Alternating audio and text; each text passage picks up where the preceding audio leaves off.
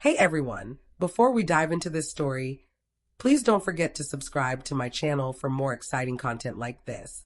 The Clearwater Bay Resort sprawled across 12 acres of pristine North Carolina coastline. Its white sandy shores, endless infinity pools, a top-tier restaurant, and rooms starting at $800 a night defining luxury. It was the kind of place my family adored, showcasing their achievements. I'd been its owner for 3 years, a fact they were completely unaware of. 6 weeks earlier, an invitation to our family reunion arrived, penned in my mother's refined script, declaring this year's event would take place at an upscale coastal retreat. The unspoken message was clear. Arrive ready to be dazzled and, undoubtedly, to feel lesser. I pulled up on Friday afternoon, true to form, jeans, a cozy tee, my dependable Honda Civic rolling into the valet circle behind a fleet of Mercedes, BMWs, and Teslas. The valet's glance at my car held a thinly veiled sneer as he handed me a ticket. "Enjoy your visit," he said with the polite brush-off reserved for those who seemed out of place among the steep parking fees. I grinned and stepped inside. The lobby was breathtaking, vaulted ceilings, sweeping ocean vistas, and marble floors gleaming in the afternoon sun. I'd greenlit the remodel 2 years back, though my family would never suspect it. To them, I was still Emily, the family's underdog with a dull tech job. "Emily, over here." My mother's voice cut through, waving from a group of chairs by the windows, surrounded by aunts, uncles, and cousins. They'd clearly settled in, drinks in hand, already entrenched in the usual family pecking order. "There you are," Mom said as I neared, her eyes scanning my outfit with evident disapproval. "We've been here since noon." The check-in was flawless. This place knows how to pamper its guests. "It's gorgeous." I nodded sincerely, "Isn't it?" Aunt Sarah, my mother's younger sister, always eager to one-up everyone, jumped in. "Harold and I stayed at a resort in the Bahamas last month. Lovely, but this might top it." "The room rates alone scream exclusivity," she said with a pointed glance. $800 a night for a basic room, Mom added. "We're in an oceanfront suite, naturally, $2,000 a night." "Worth every cent," Uncle Harold chimed in, swirling his whiskey. "Quality doesn't come cheap." I settled into a chair on the group's edge, well versed in my role. The spectator, meant to marvel at their lavish tastes and lifestyles. "How was your drive, Emily?" Aunt Carol, my mother's eldest sister, asked kindly, always making an effort to include me. "Smooth. About 5 hours from the city." "Still in that little apartment?" Mom asked, though she knew the answer. "It suits me." "So cramped," she sighed dramatically. "I don't know how you cope. Our Raleigh home has 6 bedrooms, and even that feels tight when we host." "Different priorities," I replied calmly. My cousin Jessica, Aunt Sarah's daughter, glanced up from her phone. "Still doing that data stuff?" "Data analysis, yeah." "Sounds tedious," she said, eyes back on her screen. At 25, Jessica worked in marketing for her dad's company and never missed a chance to flaunt her Duke MBA. "It covers the bills," I said.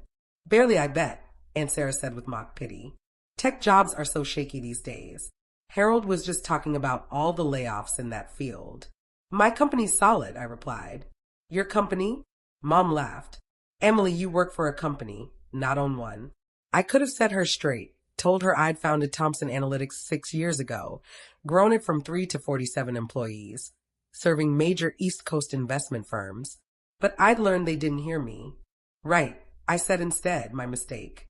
The afternoon dragged on in its familiar rhythm. My aunts bragged about their latest splurges, designer bags, jewelry, cars. My uncles debated golf scores and stock portfolios. My cousins scrolled their phones, occasionally tossing in tales of their high-flying jobs, pricey apartments, and bustling social lives. I listened, offering polite remarks when needed. At 6 o'clock, Mom announced, "Dinner's at 7 in the main restaurant. Dress properly, everyone. This isn't some beachside diner. They have standards." Her last words were aimed at me. "Of course, I brought something suitable," I assured her. "Suitable by whose measure?" Aunt Sarah teased with a smirk. "No offense, dear, but your style might not match this place's dress code." "I'll manage," I said. In my room, an oceanfront suite I'd booked under my name, unnoticed by anyone. I slipped into a sleek black dress that cost more than most people's rent. I rarely flaunted my wealth around family, but quality clothing was one indulgence I allowed myself. The main restaurant was as striking as the rest of Clearwater Bay. Floor-to-ceiling windows framing the ocean, crisp white tablecloths, candlelight dancing off crystal glassware. I'd lured the executive chef from a Michelin-starred spot in Charleston, and his work was worth every dime. My family was already seated at a large table by the windows, Mom holding court, animatedly describing something. Emily, she called, spotting me. We were just raving about the wine list. Such a remarkable selection. I sat at the table's far end, next to Cousin Michael, who was too engrossed in a work call to notice me. The sommelier suggested this Bordeaux, Uncle Harold said, raising his glass. $200 a bottle, but you can taste the craftsmanship. We should get a few for the table, Aunt Sarah proposed. Split the cost among us. Actually, Mom interjected. Let's have those who value fine wine cover it. No need to burden everyone. Her glance at me made her meaning clear. I couldn't afford it. I'm good with water, I said, which was true. I rarely drank and didn't need to prove anything with costly wine. See, Mom said, as if I'd proven her point. Emily's happy with her simple tastes. Dinner unfolded in elaborate courses. Seared scallops, lobster bisque, dry-aged ribeye, a deconstructed key lime pie. My family gushed over each plate, praising the presentation and dissecting flavors with the exaggerated flair of food blog devotees. This must be what dining at truly elite places feels like, Jessica said, snapping a photo of her ribeye for Instagram. Not those chain spots regular folks go to. Regular folks, Aunt Carol echoed with a chuckle. Like Emily's usual haunts? I'm sure Emily enjoys her food, Mom said with feigned warmth. Not everyone has a refined palate. No shame in liking simple dishes. I sliced into my ribeye, cooked to perfection, just as I directed Chef Marcus, and said nothing. The thing about true luxury, Uncle Harold went on, relishing his favorite subject, is you can't fully grasp it until you've reached a certain stature. No words can capture what it's like to savor the finer things when you've earned them. Earned, Aunt Sarah emphasized. Anyone can go broke pretending they fit in at places like this, but truly belonging, having the means to enjoy it stress-free, that's the real sign of success. Speaking of which, Jessica piped up. Dad, didn't you mention looking at vacation homes around here? Somewhere for family gatherings. I've been browsing, Harold admitted. But properties on this coast are sky-high, multi-million-dollar homes for anything worthwhile. What about this resort? Cousin Brandon asked. Anyone know who owns it? Could be a smart investment. Probably some corporate group, Harold said dismissively. Luxury. Resorts like this are usually owned by big firms or rich families, not something small-time investors can touch. I sipped my water. It'd be nice to own a place like this, Mom mused. Somewhere for family without these steep rates. Though I guess that's a pipe dream. Properties like this are out of reach for most. For some, Aunt Sarah corrected, glancing around pointedly. Others of us are doing quite well. Thank you. The talk shifted to their financial wins. Harold's latest deal, Sarah's stock gains, Jessica's promotion, Brandon's new Charlotte condo. Then, inevitably, it turned to me.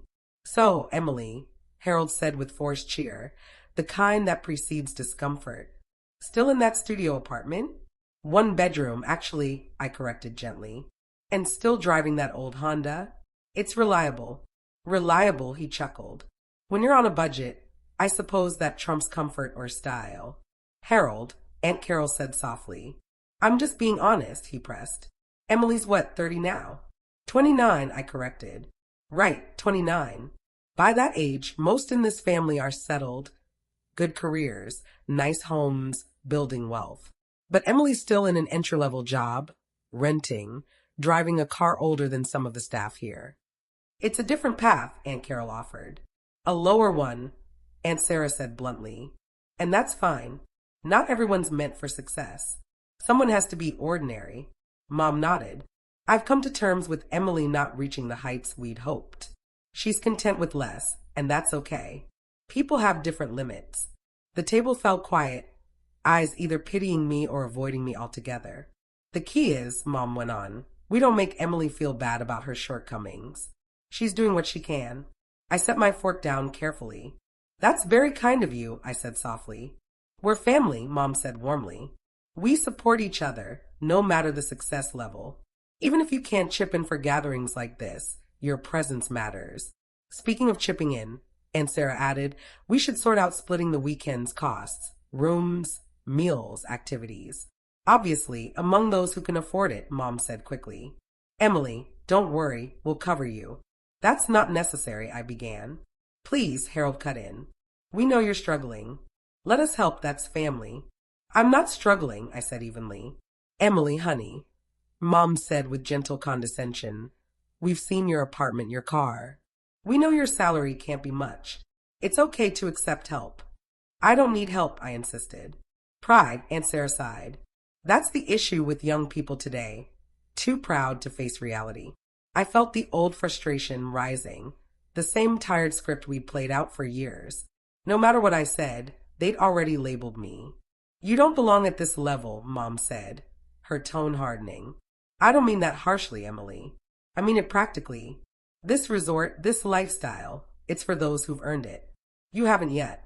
Maybe one day, with hard work and better choices, you'll get there. For now, you're out of your league. She'd be better at a motel, Aunt Sarah agreed. Nothing wrong with that. It's suitable for someone in Emily's position. The restaurant felt quieter, though it might have been my imagination. Nearby diners glanced our way. You know what? I said, starting to stand. Maybe you're right. Maybe I should. Miss Thompson. I turned to see Richard Chin, the resort's director, beside our table. At 58, Richard had managed luxury properties worldwide and was my first big hire when I bought Clearwater Bay 3 years ago. Yes, I said. Sorry to interrupt your dinner, he said smoothly. But there's an issue needing your attention. The spa renovations are complete, and the contractors need your sign-off before starting the landscaping. The table went silent. Contractors? Mom whispered faintly. Richard ignored her, focused on me. Also, the architect sent final plans for the new beachfront villas. They're in my office when you're ready. And the quarterly financials arrived. Revenue's up 18% from last quarter. The restaurant's at capacity most nights, and we're booked solid for the next 6 months. Great news, I said. Thank you, Richard. Of course. Your usual suite is ready, too. I know you booked the oceanfront room for this weekend, but your private residence is always available. Oceanfront's fine, I said. Will you attend the staff meeting tomorrow? The team would value your input on the expansion. I'll be there, I confirmed. Richard nodded, then paused. Are these guests troubling you? I can move them to another table if you'd like. No need, I said. They're family. Of course, he replied with professional neutrality. Enjoy your meal. He left, and silence engulfed the table. Mom's face was pale. Aunt Sarah's jaw dropped. Harold looked stunned. Emily, Mom whispered, what was that? That was Richard Chin, I said calmly, sitting back down. The resort director. He reports to me. Reports to you? Aunt Sarah echoed weakly. I own Clearwater Bay Resort, I said plainly. Bought it 3 years ago for $47 million. It's now worth about $68 million, thanks to the upgrades and reputation we've built. The renovations Richard mentioned are part of my expansion. 6 new villas, a spa upgrade, and a private dining room for events. Silence lingered. You own this place? Harold asked. Yes. The whole resort? Jessica said, her phone forgotten. The resort, the beach, the restaurant, all 12 acres. $47 million, Mom repeated faintly. It was straightforward, I said. My company, Thompson Analytics, was thriving. I founded it 6 years ago with 2 employees. Now we have 47 with offices in New York, Charlotte, and Atlanta. Last year's revenue was $32 million. Aunt Carol stared, wide-eyed. Emily, why didn't you tell us? I tried, I said. Multiple times. But you'd already decided I was a failure, so my words didn't register. I invited you to my company's launch. You called it boring. I mentioned buying property. You assumed a condo and mocked my starter home. I tried discussing my work. You changed the topic. But the apartment, Mom said weakly, the car. I like my apartment. It's a 15-minute walk to my office, and I don't need space since I travel often. The car's reliable and efficient. I don't need to flaunt what I drive. The room rates, Aunt Sarah murmured. You said $800 a night. For standard guests, yes. I don't charge myself to stay in my own resort. But you assumed I was scraping by in a basic room. Harold, regaining composure, looked indignant. If you own this, why let us think you were paying full price? I wanted to see, I said simply. To see if you'd treat me differently based on what you thought I could afford. And you did, mocking my poverty, offering to cover costs I don't need help with, saying I don't belong. We didn't know, Mom protested. Exactly, I said. You didn't know and didn't care to find out. You assumed, judged, and acted accordingly. Why not just tell us? Aunt Carol asked gently. Would you have believed me? I countered. If I'd said tonight, I own this resort, would you have taken me seriously or thought I was lying? Their silence answered. I built something real, I went on. A thriving company from scratch, smart investments, a property I'm passionate about. I did it without your help, approval, or knowledge. And you assumed I was failing. We thought we were supportive, Mom said weakly. Supportive? I echoed.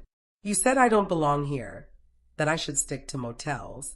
You've spent years diminishing me to feel superior. The restaurant was quiet now. Other diners openly watching, some with phones out. What now? Harold asked softly. You finish your dinner, I said. It's on the house, as always. I've comped all family meals for 3 years. Every visit here, every meal, spa treatment, beach service, I've covered it. You've been paying for us? Aunt Sarah asked. Every time, I confirmed. Because you're family and I wanted you to enjoy it, even if you thought I didn't belong. Mom's eyes welled up. Emily, I'm so sorry. We had no idea. No, I said gently. You're sorry you were wrong. That's not the same as sorry for how you treated me. You enjoyed making me feel small. That's not fair, Jessica protested. Isn't it? I asked. 5 minutes ago, you all agreed I'm average, limited, incapable of appreciating luxury. Now you know I own this place, and suddenly you're sorry. No one responded. I stood, placing my napkin down. Enjoy your meal. The resort, your rooms, they're paid for as always. But I'll dine separately this weekend. Emily, please, Mom said, reaching for me. Don't leave like this. Let's talk. We've been talking, I said softly. For years. You just haven't listened. I walked away, every eye in the restaurant on me. Richard met me near the entrance, his composure intact. Everything okay, Miss Thompson? He asked quietly. Fine, I said. Family matter. Sorry if my interruption caused issues. You did perfectly, I assured him. They were planning to help pay for my dinner, assuming I couldn't afford it. A flicker crossed Richard's eyes, though his expression stayed neutral. I see. Shall I arrange separate dining for their stay? No need. I'll eat in my suite. They can have the restaurant. Of course. I'll have Chef Marcus send up something special. Thank you, Richard. My phone buzzed with texts, Mom, Aunt Sarah, all offering explanations, apologies, excuses. I powered it off. In my suite, the owner's residence, spanning the top floor, I stood at the windows, the ocean glowing orange and pink under the setting sun. I'd bought this place for this view, the wave's serenity, a reminder of things bigger than family drama or status games. My phone buzzed again. I hadn't fully turned it off. A message from Aunt Carol. I'm proud of you, Emily. Always have been. Sorry I didn't say it more. I replied, thank you. That means a lot. A knock at the door brought a room service cart, covered dishes, and wine. Compliments of Chef Marcus, congratulating me on the strong quarterly report. Alone, I uncovered my favorite, simple pasta with fresh tomatoes and basil, roasted vegetables, and his signature chocolate torte. No pretense, just food from someone who knew my tastes. I ate on the balcony, stars emerging over the ocean, waves whispering below. Tomorrow, I'd meet the management team about the expansion. Next week, I'd fly to Charlotte for a client pitch. Next month, we'd break ground on the villas. My family could adjust or not, I'd keep building. The resort phone rang. Richard apologized for the late call. Your mother's in the lobby, asking to speak with you. Tell her I'm unavailable tonight, I said, but she can leave a message and I'll consider meeting tomorrow. Of course. Also, your family's been asking staff about you. Whether you really own the resort, your role, how long you've been owner. What are you telling them? The truth, he said. That you bought Clearwater Bay 3 years ago, oversee every detail of its growth, and are one of the most engaged owners I've worked with in 30 years. Thank you, Richard. Just the truth, he replied. Good night, Miss Thompson. I returned to the balcony, my torte half eaten. By morning, the staff's answers would spread, and every employee would know my family had no clue who I was. Part of me felt vindicated, but mostly I was weary. I'd built something meaningful, jobs, experiences, a property I cherished, while those closest to me assumed I was floundering. Maybe that revealed more about them than me. My phone buzzed again, Uncle Harold wanting to discuss investment opportunities for my next property. I deleted it. They still didn't understand. They thought they could now latch onto my success. But they'd had years to be part of my life and chose judgment instead. The ocean stretched out, vast and dark.